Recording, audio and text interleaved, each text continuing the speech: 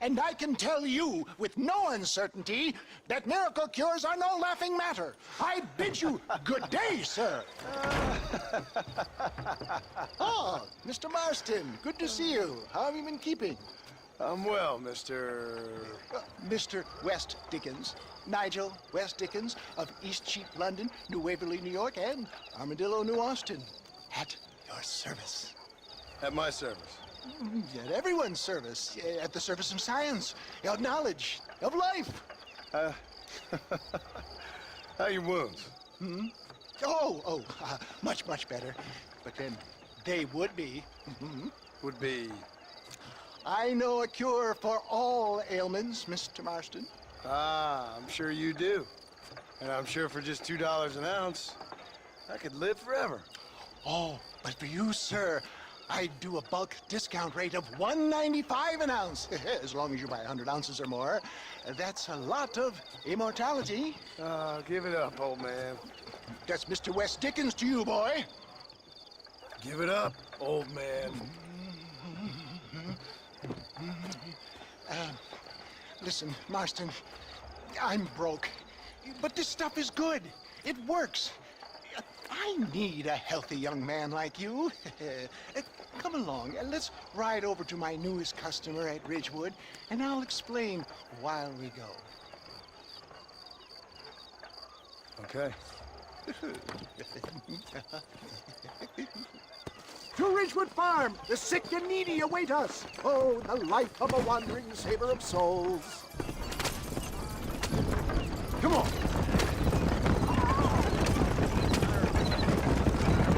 I heard about you, Mr. West Dickens. And I about you, John Marston.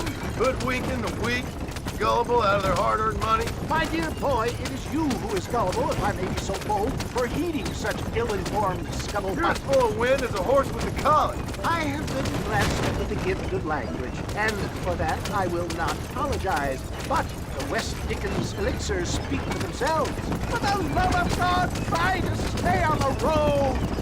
If my tonic is such a sham, how do you explain the fine battle in which you find me? Last time you saw me, I was knocking at death's door. You should thank the doctor for that. And I reckon you were acting it up worse than it was. Act I can, John. A more convincing Othello there has never been. And so shall you, a fair Iago or Cassio make. I don't like the sound of this. Showmanship, John. The flourish, the bow.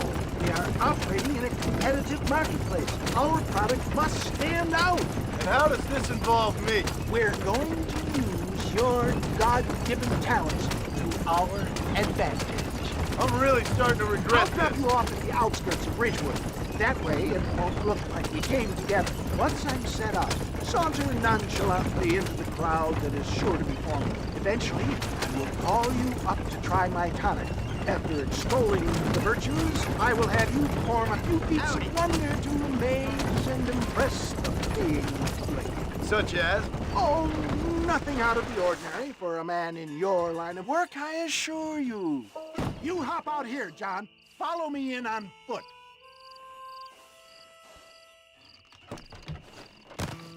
See you shortly, and remember, showmanship.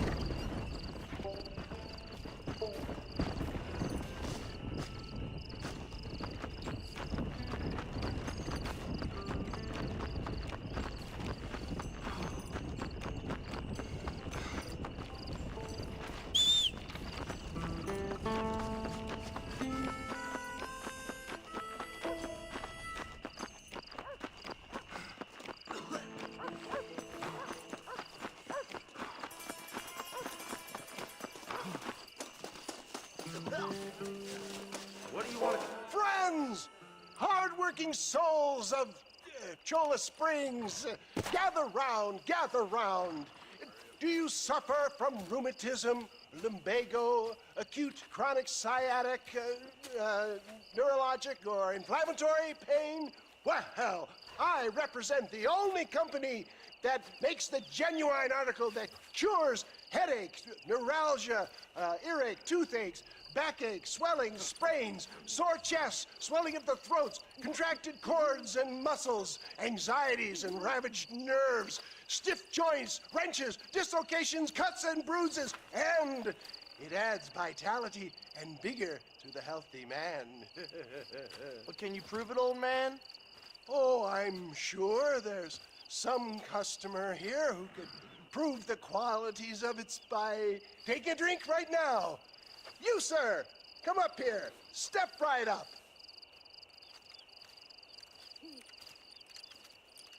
That's the spirit.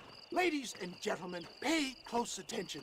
This poor, wretched volunteer, entirely unknown to me, will demonstrate the effects of Dr. West Dickens' own patent tonic.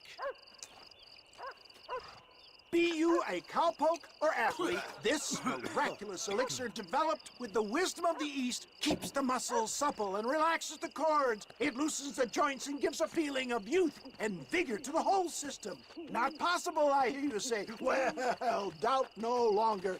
Faith can move mountains, but I ask not for faith. I am a man of science, and today science will be vindicated.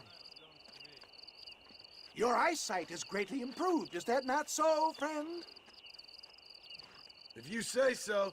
That's right, it is. You heard him. What a good sport you are, sir. Now, gaze over yonder at that porch. If you squint, you may just be able to make out the skull that's hanging there. Go ahead, friend. Shoot that skull and demonstrate the miraculous eyesight you now possess. Damn frog. Remarkable! The eyesight of an eagle, granted by imbibing Dr. West Dickens' own patent tonic. Anybody can make that shot. This man is a fraud. If your eye's so damn sharp, why don't you try shooting my hat out of the air? My friends, our test case has been challenged to shoot a gentleman's hat out of the sky above our heads. You can fool these people, but you ain't fooling me. Right. Let's just see how sharp you is with a moving target.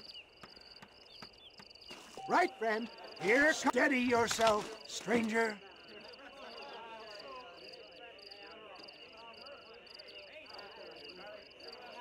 Go home!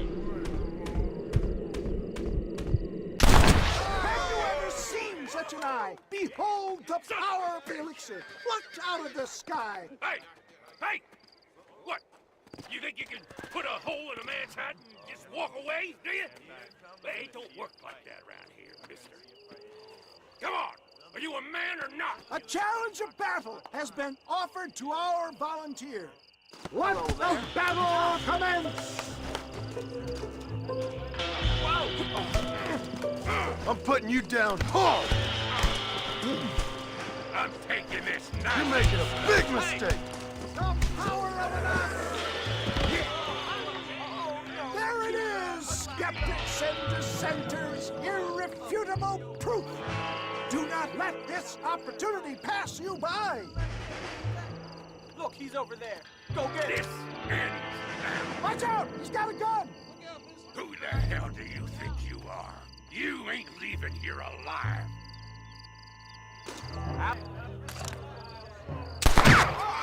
Marvelous shot, dear boy. The kind of deadly accuracy that can only be afforded by the West Dickens elixir. Come, I have plenty for all. He'll be fine. Get out of my way. Hey, where are you going? I want a bottle. Get me a bottle, please. One of them, right? No harm in trying one bottle, I suppose. Well, I think that went kind of well, don't you? I'm just glad that my normal job involves either chasing after cattle or murderers. Not the likes of you, mister. Don't be like that. Now, if you'll excuse me, I'd like to say my goodbyes, head on back to the real world. Wait, sir. I've been thinking about your predicament, and I think I may have an idea. I've been thinking I could be your cunning Odysseus. Beware of the Greeks bearing gifts, sir. Williamson had better beware. We will make them into Trojans. I don't rightly get you. I want you to go and see my old friend Seth. He can come across as a little curious, but I'm sure you two will get on. He's most often found at Coots Chapel. He's very devout. Why see him?